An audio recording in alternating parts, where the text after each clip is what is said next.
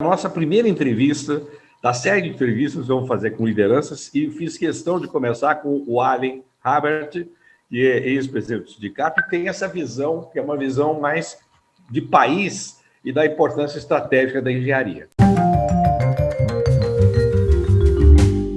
Allen, você que presidiu o Sindicato de Engenheiros, Allen Habert, que presidiu o Sindicato de Engenheiros, que é uma liderança fundamental na engenharia, como é que você vê esse momento político dentro da engenharia, olhando para a engenharia e pensando na engenharia, de que maneira você sente a realidade que nos preocupa a todos nós? Uma engenharia que deve estar cada vez mais presente, precisa estar presente, porque quando nós pensamos em engenharia, nós pensamos em desenvolvimento, pensamos em soberania do país, pensamos em modelo de desenvolvimento econômico, um modelo que seja mais inclusivo, que seja mais de redução de desigualdades sociais, muito diferente do que a gente vê na prática. É um momento em que a democracia está falando sim a essa mudança. Eu não me refiro à democracia no sentido, já tivemos eleições, outro dia uma eleição importante para as prefeituras e para as câmaras de vereadores, mas olhando não do ponto de vista de resultados eleitorais, mas pensando na grande presença que a engenharia poderia ter e que não tem para alavancar tudo isso. Palavra com você, Allen. Bom dia. Bom dia, uma alegria muito grande estar aqui com vocês, Emanuel, com todos os nossos internautas, profissionais, engenheiros. É um momento muito, muito, muito interessante, importante, e você levanta a questão, eu acho que de maneira correta, porque nesta terra em transe que nós estamos passando, nós temos que visualizar duas grandes questões. A primeira é que nós devemos entender o que nós já fizemos, não é? Quer dizer, ou seja, em toda essa trajetória de construção da nação brasileira, principalmente a partir de 1930, você tem um conjunto de realizações que edificou a 10ª economia no planeta. Isso não é pouca coisa, não é? Quer dizer, nós já fomos a 7ª, a 6ª, mas hoje a gente está em 10º, 11º. É um momento de transição que nós estamos também passando. Portanto, a engenharia, não é? E o CONFIA, que foi criado em 33, o CREA, que foi criado em 34, eles são parte integrantes dessa caminhada, não é, de edificação de uma nação, não é? Ou seja, de toda a sua infraestrutura, a sua superestrutura. Então, o que nós fizemos de excelente, o que nós devemos potencializar porque nós fizemos bem. Então, esse é o primeiro, quer dizer, nós temos tecnologia de ponta no país. Muitas pessoas acham que a alta tecnologia é coisa de fora, é do Vale do Silício, é daqueles filmes barbudos de garagem, né, que dois amigos vão lá e depois criam uma empresa milionária, tal. Então, isso é o imaginário que se vende no cinema americano. Agora, a realidade é que o Brasil ele desenvolveu a mais sensacional caminhada na área tecnológica no mundo, em que ele saiu do nada em 1953, quando foi criada a Petrobras, e em 2006, não é? 2006, ele descobre a maior riqueza a 7.000 metros debaixo da linha d'água e deixa todo mundo embasbacado. As grandes irmãs do petróleo, não é?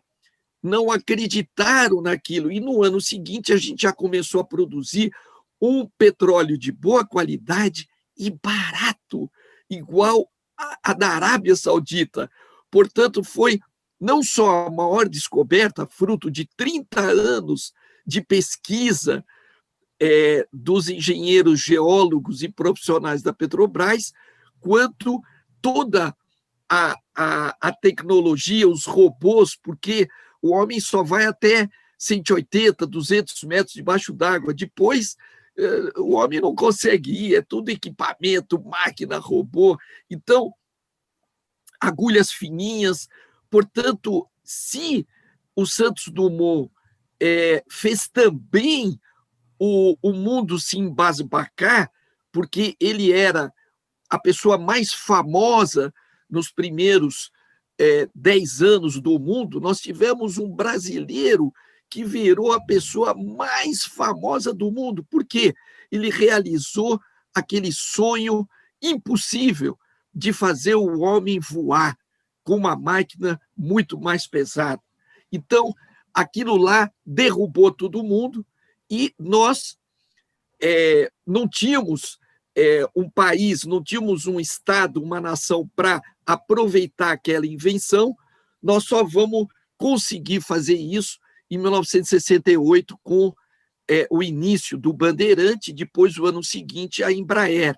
Criamos o ITA em 47, criamos o CTA em 46 e fizemos a terceira empresa aviônica do país. Quem faz avião faz qualquer outra coisa.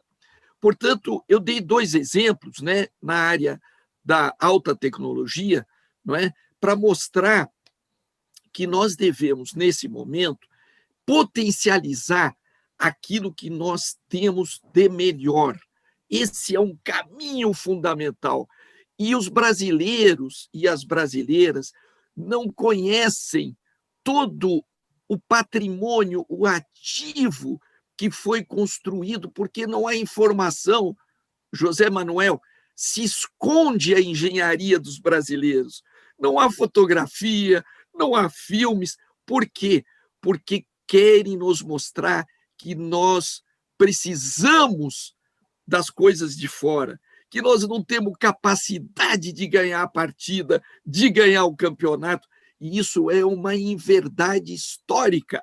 Portanto, essa é uma dimensão, Zé, e você representa na tua caminhada extraordinária, nessa união de todas as forças para a gente renovar, refundar o Conselho, o CREA e o CONFIA.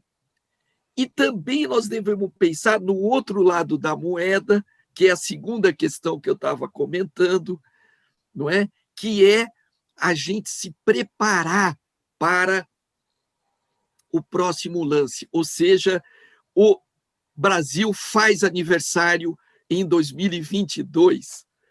O aniversário do Brasil começa... O Brasil não começa em 1500. Ele foi redescoberto em 1500. Mas em 1822 inicia um Brasil-nação. A gente dono do nosso caminho. Aos trancos e barrancos, chegamos até aqui.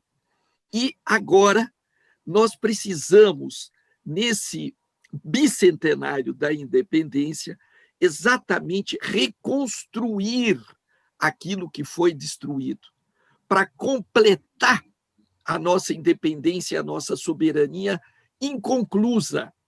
E isso a engenharia tem um papel central. E eu quero, Zé, na próxima, logo em seguida, eu quero dar um exemplo disso que vai ficar muito claro, não é?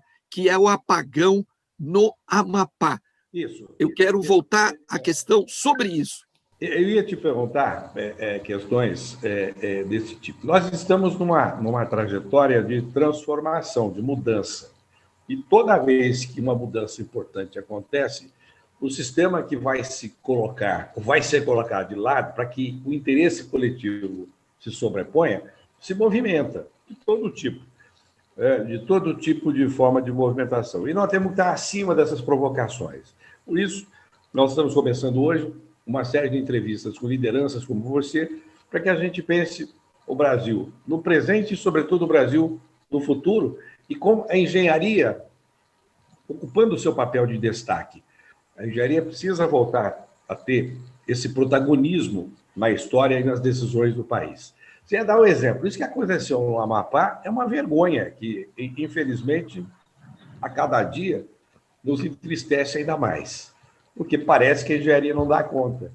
Transporte de equipamentos em barcaças que não chega nunca ao seu destino, o aproveitamento desses equipamentos que parece que também nunca são colocados em funcionamento a tempo, e o que a gente tem é uma população refém. O que acontece no Brasil não é muito diferente disso. Você citou alguns dois, você podia citar outros, grandes feitos da engenharia do Brasil, que são colocadas de lado, como se apagando memória coletiva, como se a própria engenharia não soubesse. Lamentavelmente, isso acontece. E o que fica são as mazelas. Então, há um drama de comunicação, Allen.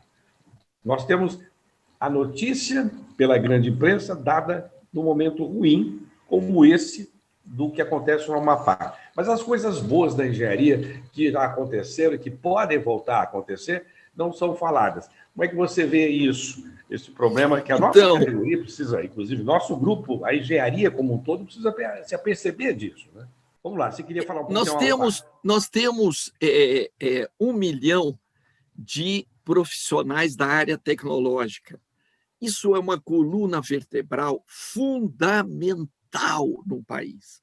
Ou seja, nós temos 450 escolas de engenharia, nós formamos um contingente de 70 mil profissionais por ano, não é pouca coisa, e nós temos condições nas nossas cidades, nas nossas principais 100 cidades, nós temos condições de fazer centros de desenvolvimento tecnológico em todas elas, Vale do Silício, na São Paulo, em Campinas, em São José, quer dizer, ou seja, parques tecnológicos que desenvolvam novas oportunidades e novas soluções. Isso está na mão. Nós já fizemos e nós sabemos fazer. Aquilo que nós precisamos é determinação e foco em relação a isso. Quanto à questão do apagão, que eu estava colocando como um exemplo claro, aquilo que aconteceu é que nós tivemos um transformador queimado e nós tínhamos 2 outros transformadores quebrados. Ou seja, o problema que houve lá é falta de manutenção. Por que falta de manutenção? Primeiro, porque eles privatizaram a empresa de transmissão para uma empresa espanhola chamada Isolux, que estava mal das pernas, pré-falimentar, ganhou a concessão, ela não tinha nenhuma condição, e como também existe a questão da ideia de tirar o Estado da sociedade, o Estado mínimo, as empresas também têm esse espírito de Estado mínimo interno. E quando você pensa dessa maneira, você arrebenta a questão da manutenção, porque isso não é importante. Tira fora, isso é gastar dinheiro. Então, aquele transformador que é do tamanho de uma grande casa, não é? Ele tinha 2 suplentes e os 2 não estavam funcionando. No dia 3 de novembro se deu o apagão, os 600 mil habitantes ficaram sem luz, não é? Na capital Macapá são 600 mil e no resto do estado são mais 200 mil em 13 cidades, e todas elas ficaram no apagão durante 4 dias total. Eu quero perguntar a vocês, a gente tem uma ideia da situação que se criou lá por causa da falta de manutenção? Centenas de empresas quebraram, Zé. o sujeito que tinha um pequeno supermercado de bebidas, de frango, arrebentado, capital de giro de 50 mil, arrebentado, a população com filas de 3, 4 horas nos postos de gasolinas, nos bancos, no supermercado, não se tinha lugar para colocar o celular, portanto, deu aquele pane de filme, em que o farol não funciona, tudo está parado, quer dizer, revoltas populares que não apareceram. Aí, quem socorreu a Isolux, aquela empresa espanhola pré-falimentar? A Eletronorte, uma empresa do Estado que querem privatizar. A Eletrobras está em processo de privatização. Aí eu pergunto para vocês, seria a mesma coisa que a gente privatizar o nosso Sistema Único de Saúde, o SUS, no meio da pandemia? Quer dizer, olha que loucura. Vocês acham que teria uma outra empresa, se não tivesse a Eletronorte, para socorrer essa picaretagem? Quer dizer, e eu quero te propor, Zé, que você nos ajude a entrar no Ministério Público Federal em relação a essa questão, porque, pasme você, teve eleição agora dia 15. Sabe, em Macapá não teve eleição, mas nas 13 cidades teve. Por quê? Porque o irmão do presidente do Senado, Davi Alcolumbre, do DEM, ele era candidato a prefeito de Macapá. Quando se deu o apagão, ele estava em primeiro lugar e ele caiu 9%. Que o TRE de Macapá fez? Adiou a eleição para o dia 27 de dezembro. E ele vai perder. Agora, eu pergunto para você, puxa vida, não dá. Quer dizer, o Amapá, se fosse no Paraná, se fosse em Santa Catarina, se fosse no Sudeste, essa situação estaria no Jornal Nacional toda noite. Agora, Amapá não existe. Nós não temos nada a ver com isso, de jeito nenhum. Quer dizer, nós precisamos entender que isso aconteceu por um problema de manutenção da engenharia. Então, se é tão importante isso, quer dizer, se é verdade verdadeira isso que eu estou comentando, portanto, está claro que a engenharia está no coração de tudo. Por onde que você anda, você tem trabalho de engenheiro. Você está falando, Ale, o nosso pessoal todo está acompanhando, isso também está sendo gravado, e nós temos um papel importante como aí nessa história da manutenção. São questões culturais, uma mudança de pensamento de como é que a engenharia deve atuar. O que aconteceu no Amapá é um microexemplo do que pode acontecer no Brasil. Nós já tivemos outros apagões. Temos apagões em vários segmentos. Temos um apagão na engenharia.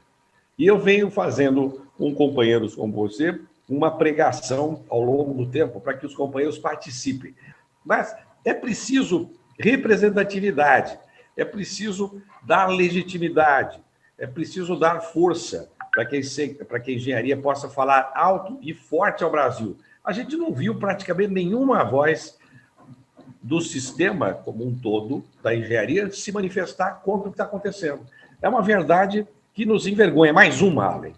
Porque, afinal de contas, está aí o problema, você vê manifestações isoladas. Mas é preciso que as forças vivas da engenharia se levantem, ou argumentando junto ao Ministério Público, como você disse, ou fazendo uma demonstração clara, de forma didática à sociedade, de como é que isso poderia ter sido evitado, Allen. Palavra mais uma vez com você. Acho que esse momento ilustra muito bem. O poder percebeu que ia perder a eleição, conseguiram adiar a eleição só da capital do estado do Amapá, propositalmente, que a liderança que eles imaginavam que vencesse começou a perder em função do apagão, manipularam o momento das eleições, a coisa está passando, eles não vão vencer, mas fica a lição, fica o péssimo exemplo e fica, sobretudo, um alerta ao país. É assim que eu vejo, é assim que você vê. É isso, Arlen? Isso mesmo. E nós não podemos esquecer, além dessa esculhambação total do Amapá, não é? Que resume exatamente o momento que nós estamos vivendo, eu quero lembrar, Zé, para entrar na questão do CREA imediatamente, que há 10 anos atrás o Brasil era o sexto exportador de serviços de engenharia no planeta. Só tinha 11 países que exportavam serviços de engenharia. Serviços de engenharia é inteligência coletiva, é exportação de cérebros, não é? Então, era isso que nós estávamos fazendo 10 anos atrás, e nós estávamos incomodando a Europa, os Estados Unidos, porque ganhávamos concorrências muito importantes na África, na Europa, na Ásia. Portanto, nós sabemos fazer e nós precisamos voltar a esse tipo de caminho. É isso que eu estava comentando na minha primeira parte. Mas qual é o significado, Zé? E é isso que nós precisamos inspirar, despertar lentamente esses nossos 300 mil profissionais aqui do estado de São Paulo, que ainda nós vamos ter uma nova eleição para o CREA de São Paulo, porque, como você sabe, a juíza ela invalidou o pleito aqui em São Paulo que você presidiu e ganhou. Atenção, você ganhou as eleições, você foi gatunado, não é? E nós temos uma situação em que, a partir do dia 2 de janeiro, se coloca um vácuo no CREA de São Paulo, porque a justiça ela tem que remarcar a eleição. Então, e nós temos uma situação, Zé, que 5% só votaram nessa eleição do dia 1º de outubro, que você foi o vencedor. Bom, não quero entrar em detalhes, nós temos pouco tempo, nós precisamos ter uma estratégia com essas 1000 lideranças que você reuniu no nosso estado, que são 1000 guerreiros que estão nos assistindo, que são engenheiros da melhor estirpe que a engenharia criou e desenvolveu, que são pessoas que têm uma consciência crítica clara e que são com eles que nós vamos libertar São Paulo dessa situação que nos infelicita e nos breca do ponto de vista do nosso potencial criativo e da engenharia. Então, eu quero te dizer que você ainda está no meio do caminho, que nós vamos realizar essa eleição agora no primeiro biênio, no primeiro trimestre de 2021, e nós vamos não só ganhar, mas nós vamos transformar o CREA de São Paulo para exatamente poder irradiar isso ao Brasil todo. Perfeito. Você, Arlen, você vê as movimentações da nossa categoria ao longo do tempo, historicamente. Como é que você vê a maturidade dos nossos companheiros em termos de grupos, coletivamente pensando e individualmente pensando? Há um problema na formação do engenheiro, é preciso trazer mais humanidades, vamos conversar um pouquinho sobre isso, porque a engenharia tem sido refém desse sistema que nos coloca de joelhos, quando a engenharia podia ser exatamente a ferramenta de libertação para que o país caminhasse para um futuro, que é o futuro que o Brasil merece e tem condições. Você deu 2 exemplos, o Santos Dumont, quando faz o caminho para a grande descoberta aviônica, como você disse, e temos aí a situação da descoberta do pré-sal. Foi muito importante e o mundo, boquiaberto, viu aquilo e deram um jeito de parar o que a gente fazia. Como, então, conscientizar mais, cada vez mais? Eu gostaria de te ouvir, porque é uma guerra de comunicação. Eu vejo nos últimos dias o sistema fazendo propaganda paga. O sistema está pagando para ir aos veículos, os grandes veículos de comunicação, mostrar que quer fazer uma transformação. Eles são absolutamente irresponsáveis. Desviaram dinheiro ou tiraram dinheiro da fiscalização para ir para a propaganda, uma propaganda vazia. Como enfrentar? Eu vejo que as pessoas se mobilizam pela positividade, pela perspectiva de progresso e de avanço. Ninguém se mobiliza no negativo. E, com isso, se isso é verdade, se essa senha é verdadeira, nós devemos chamar todos os nossos engenheiros, nós devemos chamar a engenharia para ela se irmanar nesta caminhada cívica que é o bicentenário da independência e a realização da Semana de Arte de 2022. A engenharia, porque em 1922 a nossa engenharia era muito pequena, não é? Eu quero lembrar do Euclides da Cunha, que é um engenheiro importantíssimo de ser resgatado, que foi até Canudos e nos legou aquela maravilha que foi Os Sertões, que deve ser relido, reestudado, porque ali começa a República do Brasil. Ele resume a República, o início da República, em 1893, naquele conflito emblemático que morre 25 mil pessoas, o Antônio Conselheiro. Aquilo é muito importante. Euclides da Cunha é um engenheiro a ser reestudado.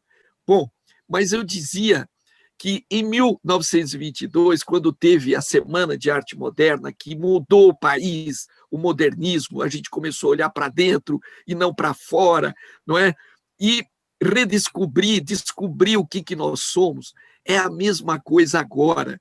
Nós precisamos realizar a Semana de Arte Moderna de 2022, mas com uma diferença, com a engenharia no coração dessa comemoração, porque nós fazemos parte da cultura desse país. A engenharia, ela é parte cultural dessa beleza que são as culturas no nosso país.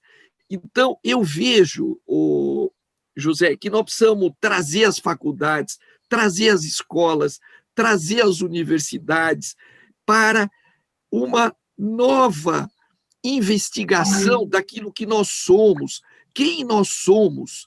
Quer dizer, reestudar isso, Temos 2 minutos. Reinventar o país.